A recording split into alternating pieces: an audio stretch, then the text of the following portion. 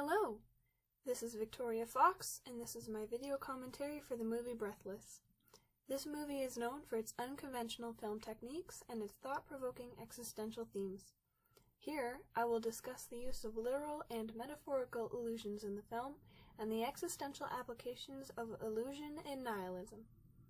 In this scene, the two main characters, Michelle and Patricia, are hiding from the police at Michelle's friend's apartment. Michelle is a criminal and is being hunted by the police for killing an officer and numerous other crimes.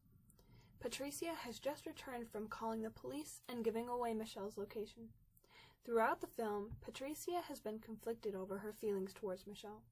While sometimes it seems as if Patricia loves him, she seems to resist her feelings out of fear of losing her independence. Now, let's start the scene. First, the camera angle looks down on our two characters to establish the setting. The apartment that they are staying in is set up as a film studio, the first reference to illusion in this scene. By placing the scene literally in a film studio, the film breaks the fourth wall by reminding the audience that the film is a construct, with a fake setting and characters who are just actors. In a sense, the film itself is an illusion created to make the audience believe in the story. Also, listen to the light, happy music and how perfect and picturesque a couple Michelle and Patricia appear to be. If we didn't know better, we would never think that they were on the run from the police. This carefree moment as a couple is also an illusion, which is about to be quickly broken as Michelle attempts to convince Patricia to run away to Italy with him. Michelle has asked Patricia to come to Italy with him several times, but she has rejected him. Finally, Patricia admits that she has called the police.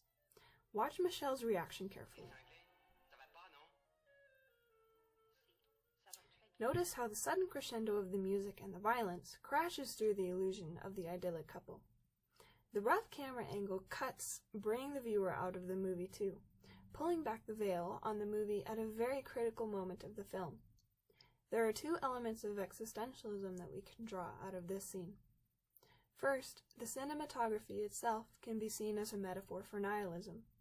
Just as the cinematographer exposes the film as a construction by breaking down its essential pieces, nihilism also calls people to understand that all meaning we give to life is our own construct. A nihilist would want to destroy all illusions that prevent them from seeing life as it truly is.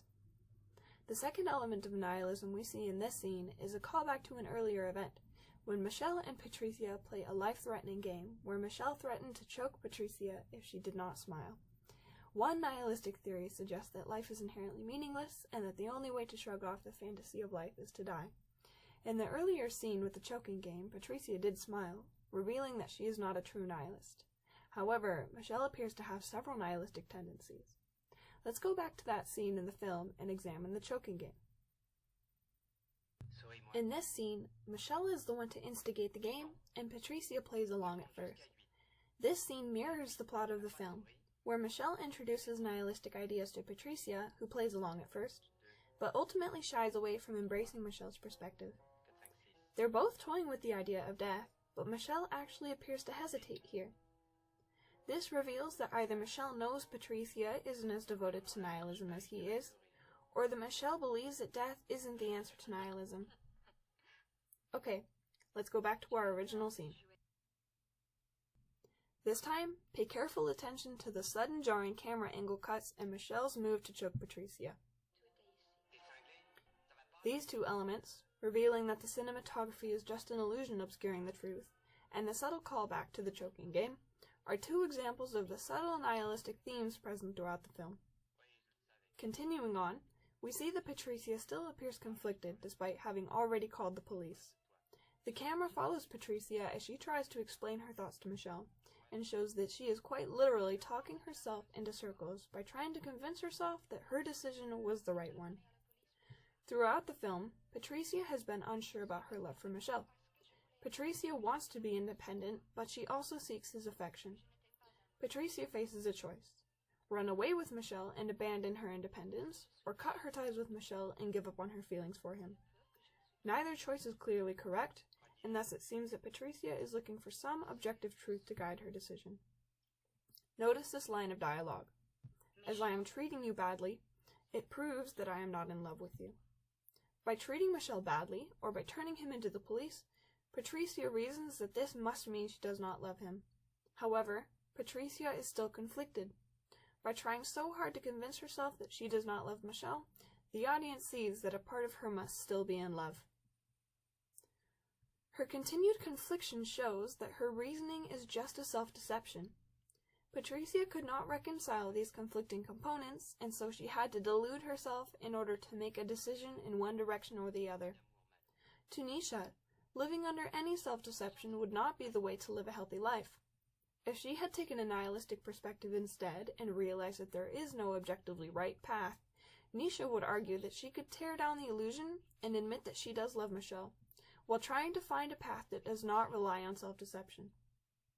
Michel replies to Patricia, "What a pitiful process of reasoning." Michel, who has a nihilistic perspective, can see that the illusion that she has used to distance herself from her decision is not correct. By understanding that there is no objectively right path in a nihilistic perspective, and realizing that she must own her decisions instead of forcing herself to believe something that she does not, Patricia could regain her agency and power to make the decision that's right for her. Pairing this concept to Dostoevsky's ideas, Patricia must come to terms with the fact that she has a conflicted nature. Part of her desires independence, while the other part desires to love Michel, and it appears impossible to obtain both at the same time. With some self-reflection, Patricia may be able to reconcile these conflicting parts of her and come to a better decision. However, at this point it is too late to drop the illusion. Patricia has already called the police, and Michel will die because of her self-deluded actions. This is my main takeaway from this scene. The illusions that have been set up throughout the film are now coming undone.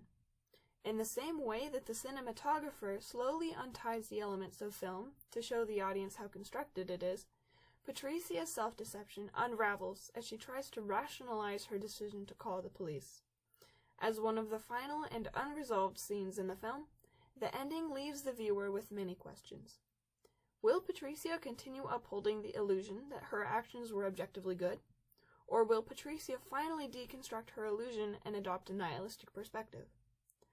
The end of the film is left intentionally ambiguous, and it is up to the audience's interpretation.